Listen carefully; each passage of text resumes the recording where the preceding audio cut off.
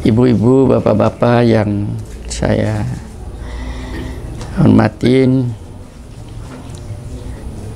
kita pagi ini mencoba untuk lakukan penguraian atau pendalaman tentang surat yang dibacakan tadi, yaitu surat Al-Mu'minun dari ayat 1 sampai dengan 11. Mudah-mudahan cukup waktunya. Ada yang menarik daripada surat ini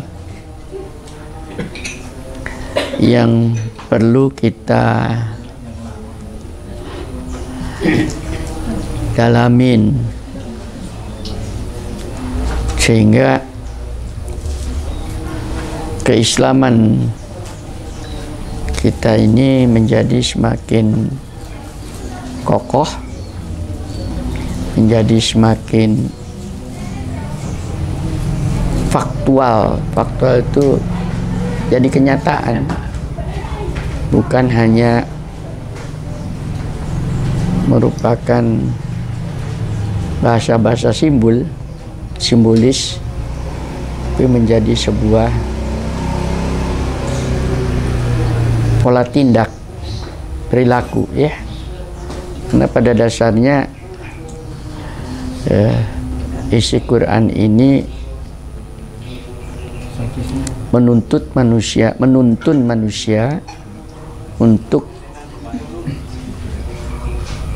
mempunyai kesempatan, peluang menjadi makhluk terbaik dalam pandangan Allah, ya otomatis pasti menjadi baik juga di dalam pandangan makhluk lainnya.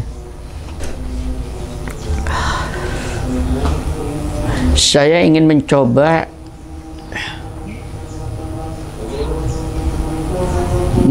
membuat sebuah analisa yang sedikit untuk orang umum mungkin agak, atau untuk orang awam agak sulit, ya.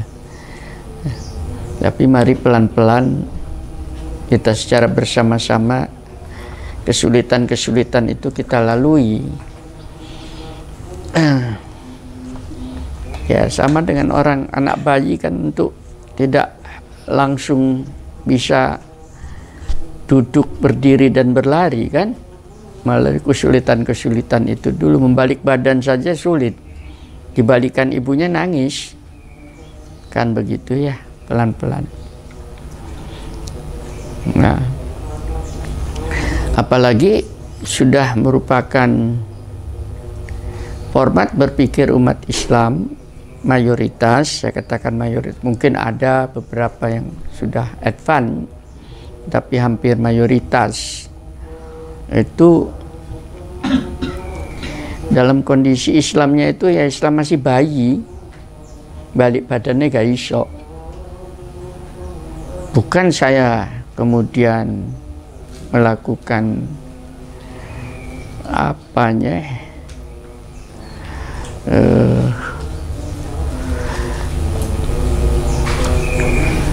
pemarginalan, akan tetapi kenyataannya seperti itu. Jadi kalau namakan Islam, ya baca Quran itu, ya Islam sholat, Islam kenduri, Islam apalagi itu, haji kan, itu ya. Bahwa itu bagian daripada Islam, ya. Tapi kalau Islam seperti itu, menurut saya kurang bisa dioperasionalkan di dalam bermasyarakat. Akhirnya hanya Islam pribadi. Padahal konsep Islam itu untuk bermasyarakat, bukan untuk pribadi-pribadi. Karena ada di sana yang namanya syariat Islam atau aturan Islam yang baru bisa diwujudkan, baru bisa dioperasionalkan apabila dalam bentuk sebuah sistem bermasyarakat yang itu tidak mungkin diwujudkan kalau tidak seperti itu. Contoh saja yang ritual sekarang, haji itu pada dasarnya kan pribadi, ya. Itu panggillah mereka untuk, atau ajaklah mereka, suruhlah umat Islam itu melakukan haji dan umroh, itu kan pribadi. Tapi sekarang dengan berkembangnya sistem bernegara, maka tidak bisa lagi secara pribadi nyelonong kemudian berangkat, kan begitu ya. Ada aturan-aturan internasional yang harus diakui, diikutin. Ya, dia punya, karena kita masuk ke negara lain, punya paspor juga. Kalau negara yang bersangkutan tidak merekomendasi, tidak mau menerima kita, yang di paspor itu disebut sebagai mendapatkan visa ya, untuk bisa masuk, ya tidak bisa.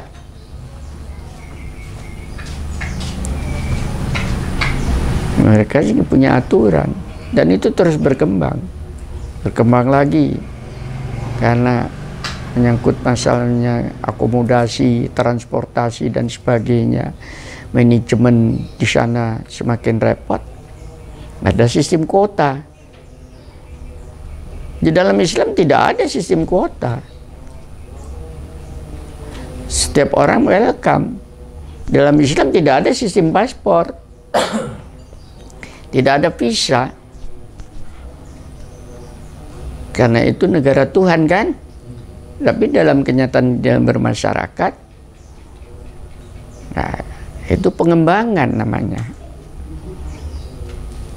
Ya, yang sekarang mungkin orang yang sudah berkali-kali haji dibatasi mungkin ya, karena keterbatasannya kuota itu tadi. Seperti itulah dalam masalah-masalah yang sifatnya ritual saja terus berkembang kan.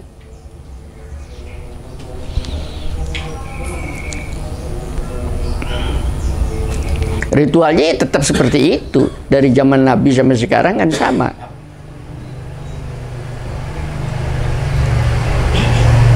Tetapi efek domino daripada ritual itu yang membuat ruwetnya manajemen penyelenggaraan itu tadi. Itu baru dari satu sisi yang namanya haji. Yang lain, misalnya zakat, itu kan perintah ya. Perintahnya adalah mengeluarkan zakat. Selesai dengan syariat yang ditetapkan. Zakat profesi, zakat perhiasan, zakat peternakan, zakat pertambangan, kan dengan proporsi yang berbeda-beda. Itu di dalam Quran sudah di dalam Quran perintah, operasionalnya oleh Rasulullah sudah ditetapkan. Pada zaman Rasulullah dan para sahabat, yang namanya zakat itu menjadi sebuah kekuatan ekonomi, pendapatan. Kalau sekarang mungkin APBN ya. Nah, APBN kita diambil daripada pajak kan. Nah, zaman konsep Islam bukan pajak, tapi zakat. Yang tadi di sini ini disebutkan salah satu, yaitu mereka orang-orang beriman mengeluarkan zakat. Gitu. Kalau dari sisi ritualnya, ritus, karena sudah ketetapan. Itu pun ditetapkan kalau sudah sampai nisabnya sekian baru dikeluarkan. Kalau kambing berapa, sapi berapa, ya itu.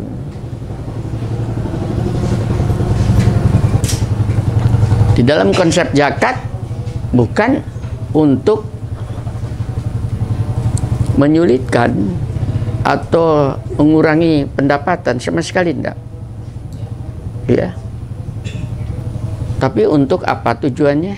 Membersihkan dari sisi pribadi. Tapi dari sisi lain, masalah sosial adalah untuk kebersamaan untuk orang lain. Nah, kalau zaman Khulafaur Rasyidin itu, zaman Rasulullah diteruskan para sahabat itu, kekhalifahan Islam itu tadi untuk pendapatan negara diambil dari situ untuk program-program pembangunannya itu.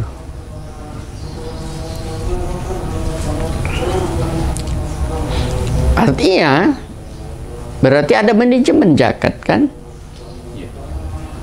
Siapa yang melakukan itu? Negara. Negara yang melakukan. Karena negara yang melakukan dan itu adalah untuk APBN negara, negara mendapatkan income sehingga dia bisa membuat program-program. Hulu itu maksudnya pemasukan sumbernya, hilirnya adalah pengeluarannya. Yang 8 asmaf itu ya, termasuk pengelola zakat, ya, yang namanya amil. Jelas sekali di dalam Quran, di dalam Islam itu sudah ada.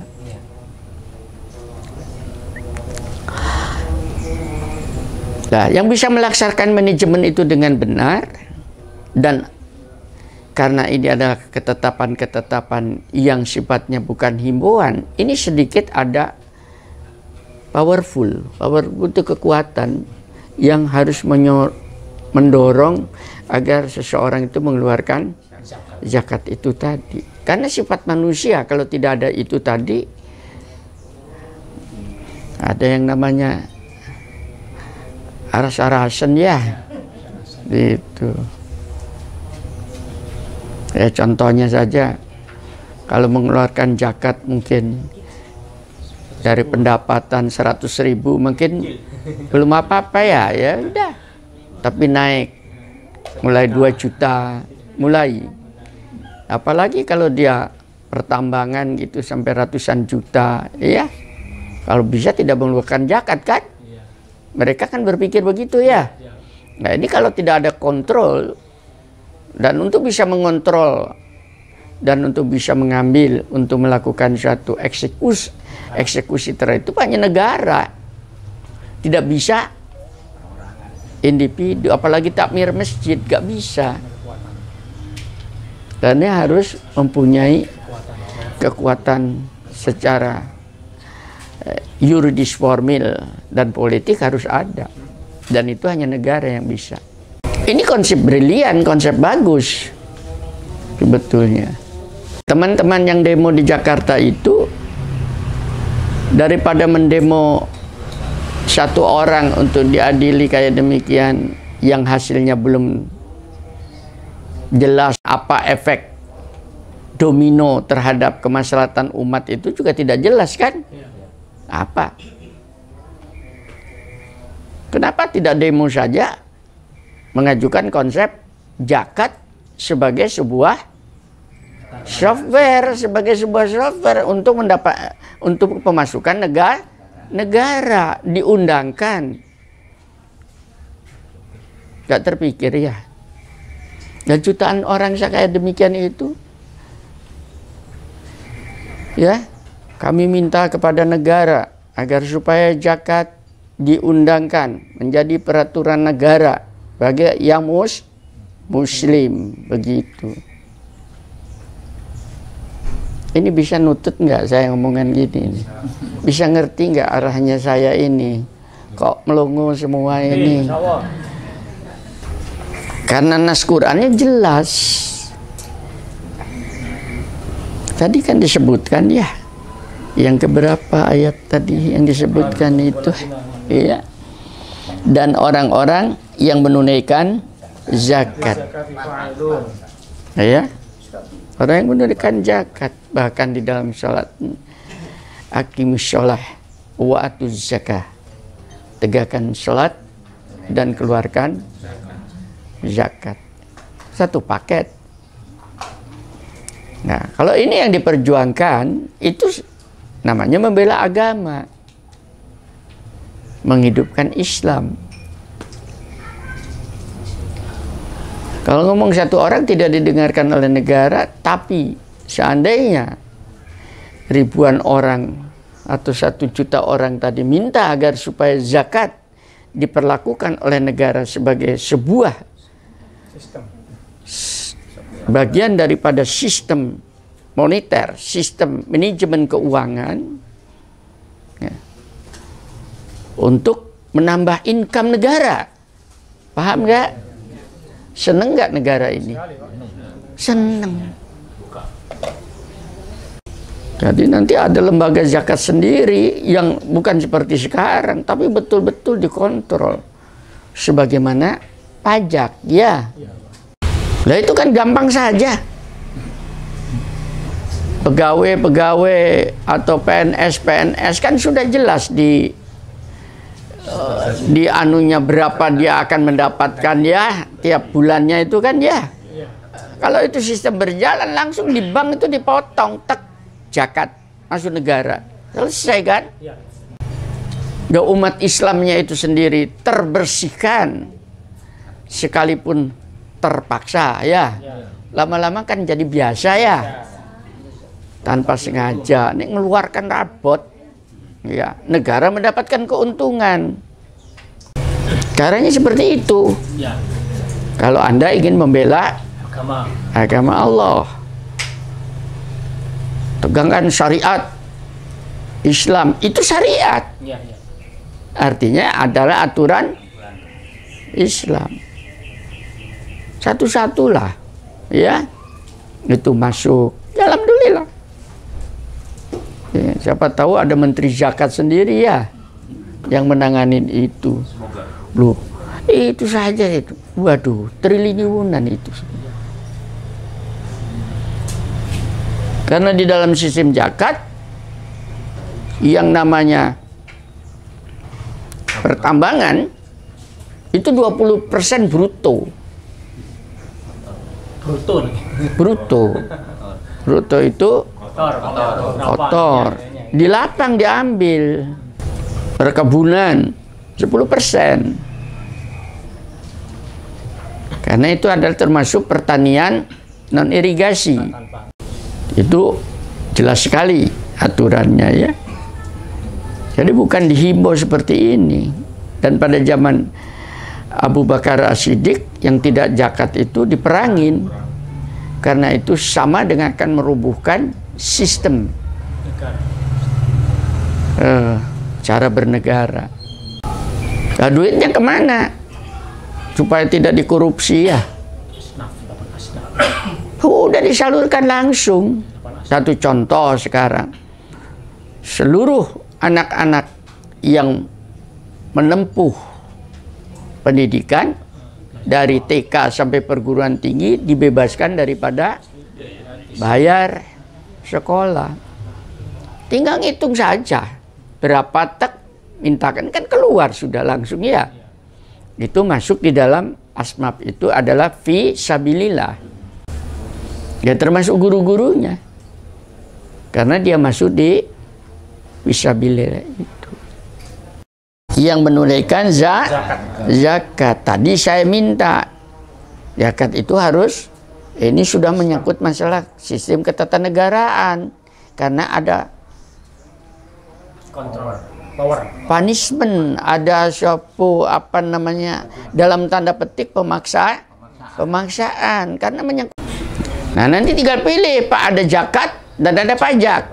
Misalnya saya pengusaha, ya, perkebunan dengan zakat dan pajak. Mana yang mau dipilih? Itu.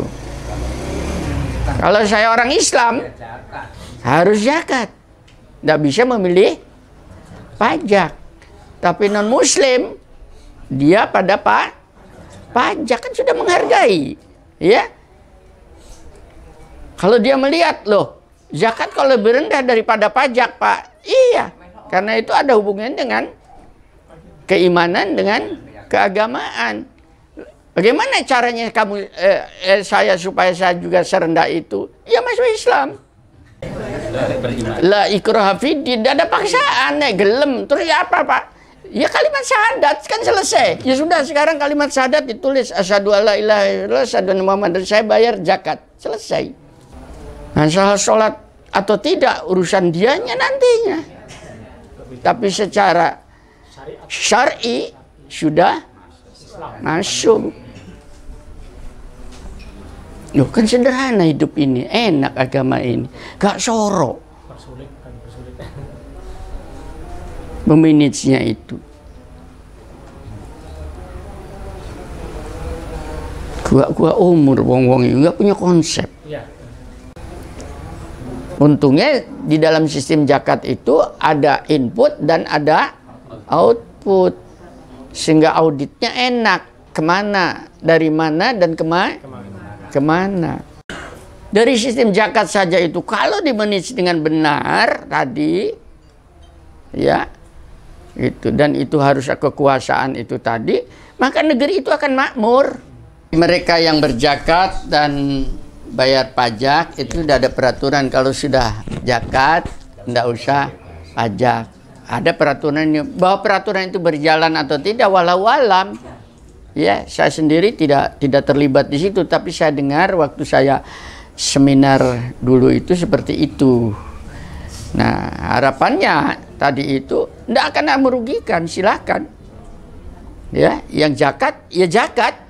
Karena ada hubungannya dengan masalah-masalah ritual keagamaan. Karena itu kalau di dalam fikih itu kewajiban. Artinya kalau kita sudah mengeluarkan zakat umat Islam itu berarti kita sudah membebaskan kita dari pertanyaan Allah itu terhadap semua harta yang kita dapati di dunia ini. Keselamatan. Itu saja sebetulnya. Makanya tadi saya, kalau demo yang ngonoan itu loh lebih produktif. Untuk negara ada income. Iya kan? Mesti gelem kok negaranya itu. Ya itu Habib-habibnya dan sebagainya itu ya dijadikan jadi ya, dibayar oleh negara untuk ngoprak-ngoprak wajib pajak, wajib zakat ya dan sebagainya. Kan lebih enak.